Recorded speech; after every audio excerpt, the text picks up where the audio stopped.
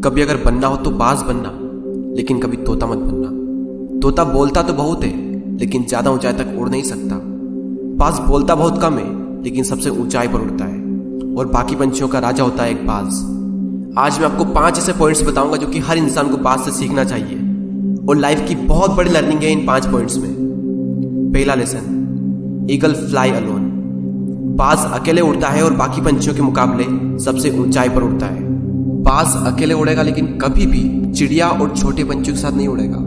बाज हमेशा या तो बाज के साथ उड़ता है या फिर अकेला उड़ता है, और इस समय यह सीख मिलती है कि छोटी सोच वाले लोगों से हमेशा दूर रहें और अकेले रहो, क्योंकि यही वो समय है जब खुद को जानने का असली मौका मिलता है। दूसरा लेसन, बाज का विजन बहुत ज्यादा क्लियर होता है और बहुत ज्यादा स्ट्रॉन्ग होता है। बाज अपने शिकार को 5 किलोमीटर दूर से ही देख लेता है, और जब एक बार उसे अपना लक्ष्य दिख जाता है तो उसके बाद चाहे रास्ते में कितनी भी मुश्किलें क्यों ना आए, वो अपने लक्ष्य को हासिल करके ही दम लेता है। इससे भी एक बहुत बड़ी सीख मिलती है कि अपना विजन क्लियर रखो और उसे हासिल करने में फिर चाहे कितनी भी मुश्किलें क्यों ना आए, पीछे मत हटो उस बाज की तरह। तीसरा लेसन, बाज कभी भी मरे हुए जानवरों को नहीं खाता, वो हमेशा जिंदा शिकार करता है, और इससे हमें यह सीख मिलती है कि जो हमारा पास्ट है वो मर चुका है, तो अपने उन मरे हुए सड़े हुए थॉट्स पर ध्यान मत दो और अपनी आने वाली ताजी फ्रेश जिंदगी पर ध्यान लगाओ।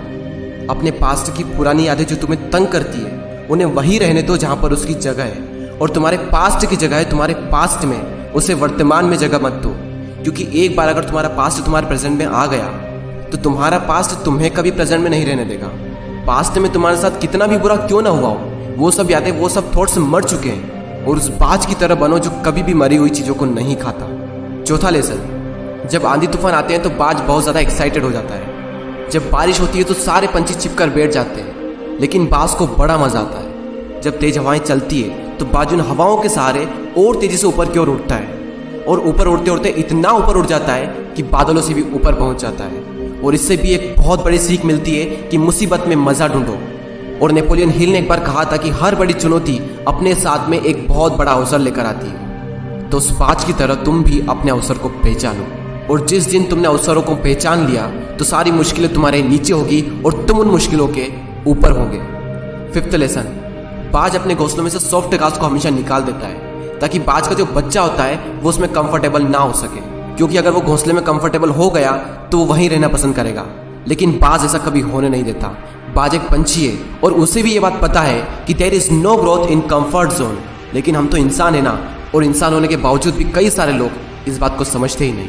आप जितना ज़्यादा कंफर्ट जोन में रहोगे, आपकी लाइफ आने वाले टाइम में उतनी ही ज़्यादा अनकंफर्टेबल हो जाएगी।